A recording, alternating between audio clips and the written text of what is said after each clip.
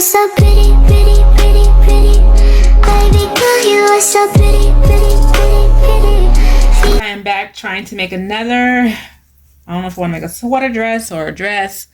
A sweater dress or a romper or pajamas. I don't know what I want to do. I'm confused. I don't know. I'm learning. I enjoy rescuing Barbie, so that's why you don't see her with any hands. Let me say this. I love rescuing dolls.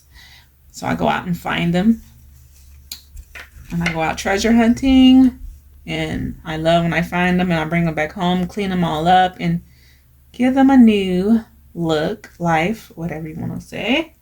Barbie life. And I love to find my dolls like that. So anyways, I am learning to make some clothing out of socks for these dolls. Because I'm not, some old socks that I had laying around. I made a whole bodysuit out of this sock last night. And let me tell y'all, it took me forever because I was hand sewing it. So I'm all new at all of this stuff, y'all. But it was so fun.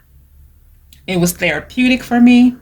I loved it. I loved it. I loved it. I don't know. I love the sweater dress. I just love that look because it's getting cold, y'all. So I need to get my girls covered, especially all the dolls that I found. They need some clothes.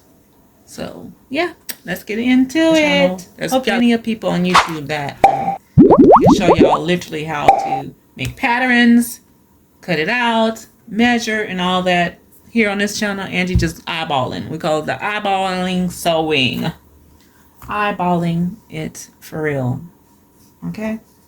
And just thinking in my mind how it should go. I don't know. Whatever. So let's get started.